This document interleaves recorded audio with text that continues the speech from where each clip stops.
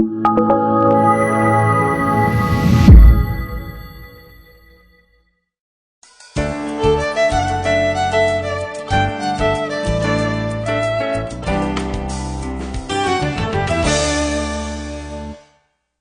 right now, immunotherapy has changed the paradigm for lung cancer. We cure people with immunotherapy.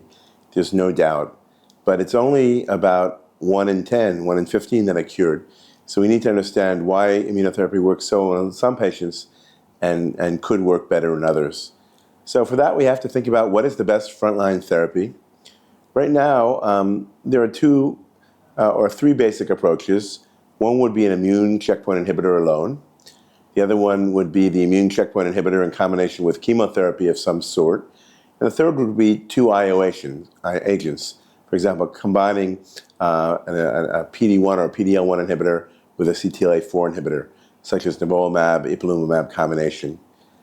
Frankly, in my practice, it's my feeling that the Keynote 189, the chemotherapy for non-squamous tumors, carboplatin pemetrexed with pembrolizumab really is the most used, and for good reason, agent because of its effectiveness across all PD-L1 subgroups. So that's really the standard that every other regimen needs to live up to. Certainly, there are some data from ipilimumab, nivolumab, also the Poseidon study with durvalumab and tremelimumab that suggests that when you use a CTLA inhibitor, that might help, especially in tumors that are PD-L1 low or negative, but with a great deal of added toxicity. So in the absence of true randomized trials, I reserve that for only special cases, and in most cases would use a chemoimmunotherapy combination. Now, you asked about tumor types. It does appear that in squamous tumors, the immunotherapy is a little bit less active. So we do need to look there at what we can do and combine in squamous tumors. Perhaps there'll be some benefit of some of these PD-1 VEGF combinations that are coming down the pike. We remain to see. But for the most part, those are the options in the frontline setting. Now, irAEs, toxicity does occur. The good thing is it's only severe, grade 3, 4, or more in 3 to 5% of patients. But we do need to be prepared for that, know how to deal with it, make sure patients are going home with the data they need to understand when they should call for help. But I think we can usually manage through those with dose interruptions and, if need be, with certain agents that target TNF-alpha and so forth. So I think that's all well and good. The big question is going to be biomarkers and why some patients respond and some don't. Are there biomarkers right now? We look at PD-L1, high or low. It's my feeling we should look more at the immune microenvironment, look at TIL cells, the presence or absence of TIL cells, high or low, and perhaps other immune-resistant mechanisms as they're developing. For example, some tumors have lost MHC1, so that you can have a true adaptive immune response. But right now, we need to inject science into this process. We are benefiting a lot of patients, but we could benefit more, and it's an exciting time around the world.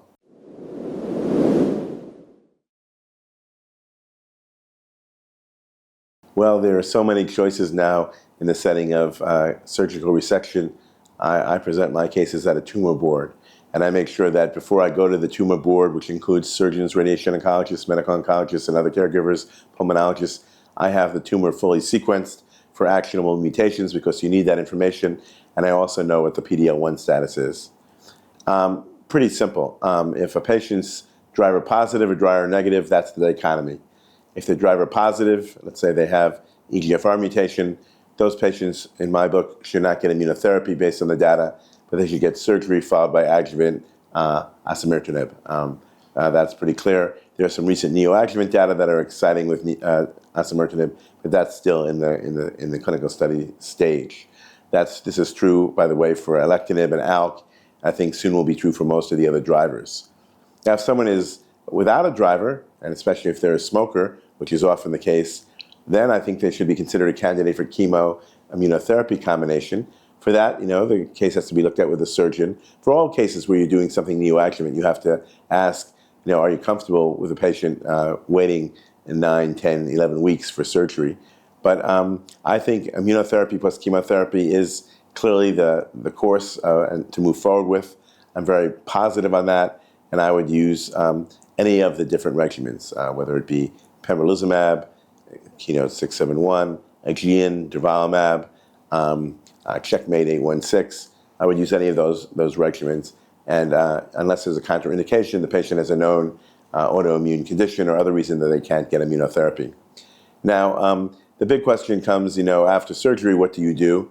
The patient can either have a path CR, a major response, or progression. Certainly, if they have a progression, you need to find something else right away. If they've had a path CR or a major pathological response, that's where you have to decide you continue and do adjuvant therapy. Now, the data for adjuvant immunotherapy in lung cancer has been pretty poor, if you ask me.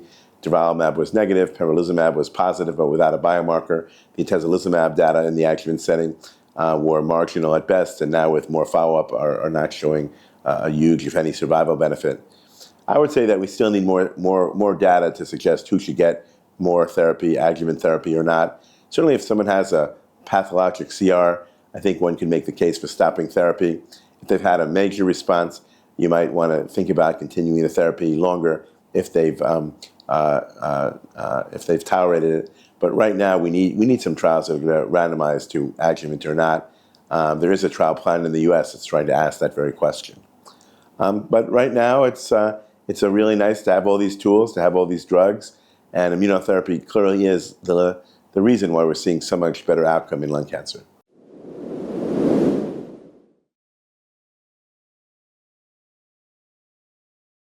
The question of whether to use a PD-1 inhibitor alone or with chemotherapy is a tough one. Certainly, we saw in some of the Keynote studies that in the PD-L1 greater than 50%, the results could be enormously good with 5-year survivals of 35%. Certainly for patients that are PD-L1 low or negative, those data are not nearly as good, and you would want to use chemotherapy and immunotherapy together.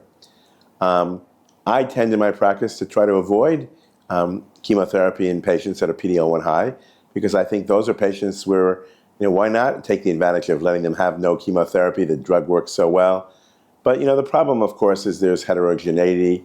If you measure someone as PD-L1 high, is that true throughout the entire tumor? And there's no doubt that chemotherapy creates some neoantigen, stimulates the process, and can sort of be an accelerator. So, one school of thought is if someone can tolerate it, why not give some chemotherapy with the IO? The other thought is why not spare the patient the chemotherapy? You could do a compromise plan where you can give the IO alone, and then you could add chemotherapy if someone progresses. That's actually a trial called the Insignia trial that we're doing in the United States right now. It's fully accrued, where we've actually asked, you give chemo, or you give IO, or you give chemo IO. If you've given the IO alone frontline and the patient progress, then you give the chemo IO.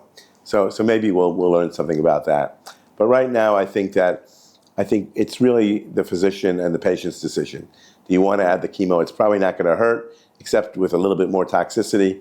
It could certainly help, and with the variability in measurements of PD-L1 status, that's certainly the way to go. So I still treat many patients with PD-1 inhibitors alone, but certainly if someone has big bulky disease, you feel you need to respond sooner, I don't think there's anything wrong with giving the chemotherapy IO as a combination.